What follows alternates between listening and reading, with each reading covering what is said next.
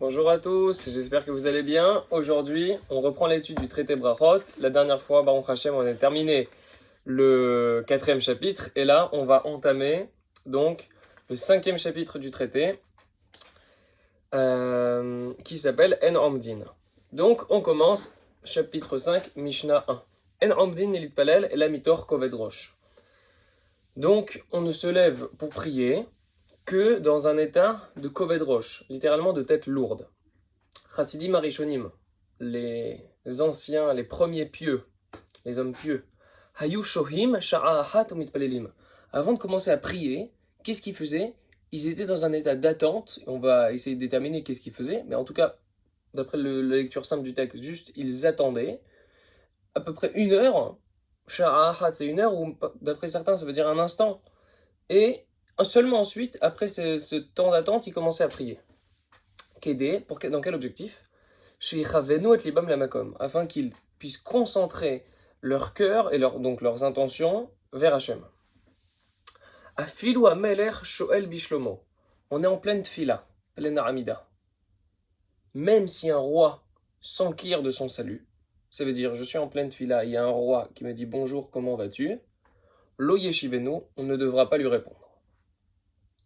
Va afilu nahash karuch al akevo lo yafsik.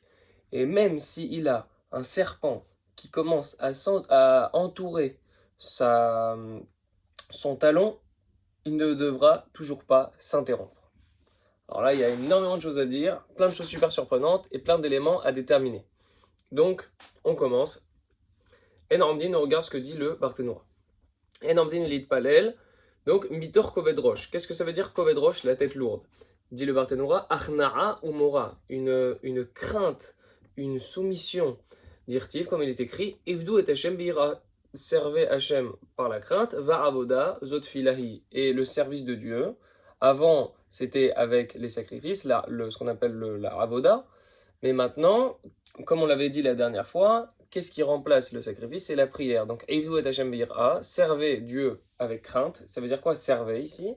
Ça veut dire prier. Donc, lorsque l'on prie, on doit avoir une attitude de crainte, de soumission à l'égard de Dieu. Shohim Sha'ahat. Qu'est-ce qu'ils faisaient? Ils attendaient une heure. Les premiers pieux, avant de commencer à prier, ils attendaient. Bamakom Shebaou Leitpalel. Ils attendaient à l'endroit, donc où? À l'endroit où ils allaient prier, ils étaient là et ils attendaient. On va expliquer un petit peu plus, qu'est-ce que ça veut dire. Donc, Afilou, alors on va s'arrêter là. Qu'est-ce que ça veut dire en fait? Shohim Sha'ahat, ils attendaient une heure.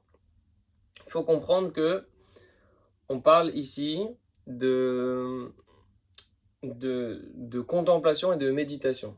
Ça veut dire tout l'objectif de la prière, c'était de pouvoir être en connexion avec Hachem. Et là, ils devaient profiter le plus possible de cet état-là, de cet état de connexion avec Kadosh Baruch Hu. Pour arriver à ce stade-là de connexion totale avec Dieu, c'est pas comme ça, je sors du lit et j'y vais. Il doit y avoir de la préparation, de la concentration au préalable, une mise en situation, pouvoir se concentrer et être dans les conditions les plus optimales pour pouvoir être dans ce moment de connexion avec Dieu. Ça se fait pas comme ça d'un seul coup, c'est énormément de préparation, même de méditation, on pourrait appeler ça de la méditation. Il méditait une heure sur la grandeur de Dieu, sur la petitesse de l'individu, de l'homme, sur le besoin infiniment grand que l'homme doit éprouver à l'égard de Dieu, etc., etc. Tout ce genre de concepts qui justement sont dans l'objectif de susciter des sentiments de crainte, donc de mora, et de achna'a, et de soumission à l'égard de Dieu. De dire que Dieu il est infiniment grand et que l'homme il est infiniment petit comparé à lui. Et donc c'était justement ce type de réflexion que menaient ces chassidim, ces gens pieux, avant de commencer la tfila. Parce que pour eux la tfila c'était pas une tâche, et on a dit une tâche à faire, à remplir, et ça y est, comme ça c'est terminé. Non, ils étaient dans une réelle démarche, comme on avait dit la dernière fois. On avait dit qu'il fallait surtout pas faire cette fila keva. Cette filato keva, ente filato tachanonim. Celui qui fait cette fila comme une chose qui est fixe, qui doit s'acquitter, vite que je fasse ma fila. Cette fila, c'est pas appelé une supplique. C'est pas une supplique, c'est pas une demande, c'est pas une demande. Le type, il a un boulet au pied, quoi. Alors il doit s'en défaire. Non, eux, ils étaient dans une démarche de demande à Dieu, s'il te plaît, Dieu, ou même pas forcément dans la demande, mais en tout cas être dans la connexion. La prière, plus que la demande, à un niveau supérieur, c'est le fait que tu es en connexion avec Dieu à un moment dans ta journée. Donc pour arriver à cet état de transcendance-là, ou de transe même parfois, il fallait être dans un état préalable de méditation. Et c'est justement ce que faisaient ces chassidim pour arriver à l'état de connexion avec Akadosh Baruch Hu. Donc, Afilo Ameler Sholel Bishlomo, on a dit que même le roi qui s'enquiert de son salut, de son bien-être. Il y a un roi qui te dit salut, comment ça va? Tu es dans ta tefila, tu ne dois pas répondre apparemment. D'après la lecture simple du texte, c'est ça ce que ça veut dire. Explique le Barthénora. Vedavka Melech Israël, on parle ici d'un roi juif, comme David Ameler, Shlomo Ameler, etc. Aval, Melech Oved Kochavim, par contre, si on fait référence ici à un roi idolâtre ou un roi non-juif, tout simplement, Posek Shelo Yargenu, il doit s'arrêter. Et il lui répond, pourquoi Shelo Yargenu? Pour pas que le roi, il ne le tue. Parce que tu vas me dire, oh, outrage au roi, il te salue déjà, et toi tu ne réponds pas. Un roi idolâtre, allez, à la potence, ou directement tuez-le sur place. Quelle idée de ne pas répondre au roi. Alors justement, quand on te dit que tu ne dois pas répondre, c'est un roi d'Israël qui connaît la halakha, et sans faire exprès, il t'a pas vu, parce qu'il faut savoir que les rois d'Israël, normalement, dans l'absolu, c'est des gens d'une piété extraordinairement grande. David, Salomon, etc. Maintenant, sans faire exprès, David t'a vu et t'a salué, il n'a pas vu que tu étais dans ta tefila, et ensuite il se rend compte que, en fait, tu étais dans ta tefila. Alors toi, tu n'as pas à lui répondre. Tu ne dois pas lui répondre, parce que toi, tu es en train de parler avec le roi des rois. Donc qui tu dois honorer? Le roi des rois, Dieu, ou un roi d'Israël, certes, mais un roi. Alors c'est clair que tu dois honorer le roi des rois, tu dois honorer Dieu en premier.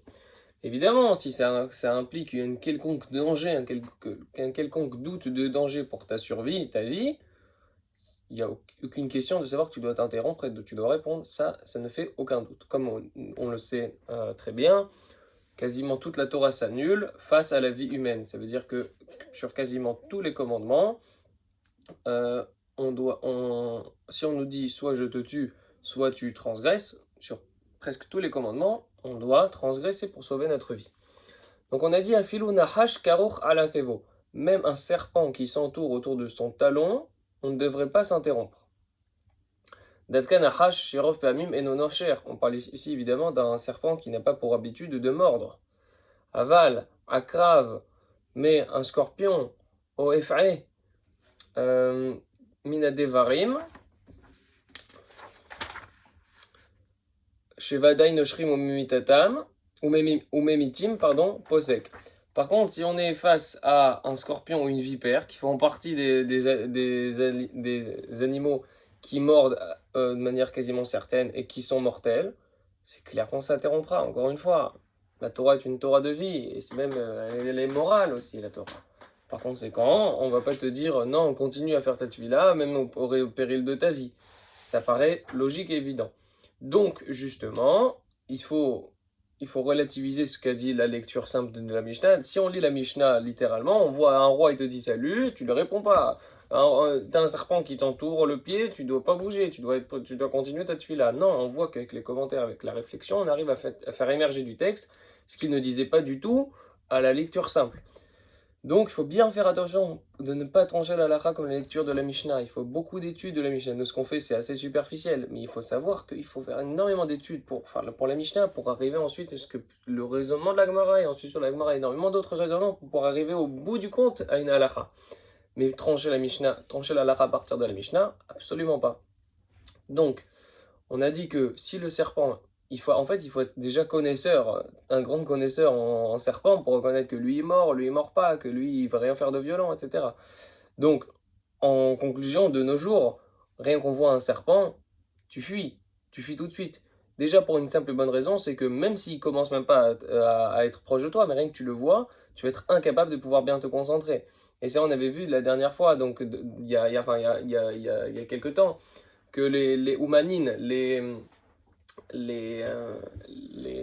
ouvriers qui étaient Berosh Aïlan ou Berosh Anidbar, qui étaient sur la cime d'un arbre ou du haut d'un muret, qu'ils pouvaient faire le schéma, mais qu'ils ne pouvaient pas faire la Hamida. Pourquoi? Parce que la Hamida, ça nécessite une concentration. Et donc, ils étaient obligés de descendre. Donc, ça veut dire, dans un cas pareil, tu arrêtes cette fille-là parce que ce sera un stress énorme, surtout que de nos jours, qui arrive à reconnaître quel serpent est bien, quel serpent n'est pas bien? Tu vois un serpent, tu fuis aujourd'hui. Donc ce qui apparemment va totalement à l'encontre que ce que dit la Mishnah au sens littéral. Voilà pourquoi, encore une fois, bien faire attention à ne pas trancher la halakha comme la Mishnah. Donc on résume ce qu'on avait aujourd'hui. L'attitude que l'on a lorsqu'on fait la tfila, c'est comme insiste encore une fois la Mishnah, c'est d'être dans un état de Koved Rosh. Ça veut dire que tu es dans une concentration, une méditation. Tu sais ce que tu fais, c'est que tu parles avec Dieu. T'es pas dans un état de légèreté. Ah, vite, je dois faire ma tefila, je suis en retard, vite, il faut que je fasse maintenant. Non, non, non. C'est quelque chose de sérieux. Tu dois prendre le temps. Tu dois être dans un état de soumission, un état de crainte, de contemplation envers Dieu pour pouvoir arriver à une connexion avec lui. Donc, ensuite, on a vu que les premiers pieux, pour arriver à cet état-là, ils attendaient même parfois 1 heure avant de commencer la tefila. Ils attendaient 1 heure avant de pouvoir commencer à prier, être dans un bon état pour pouvoir concentrer vraiment toutes leurs intentions vers Dieu.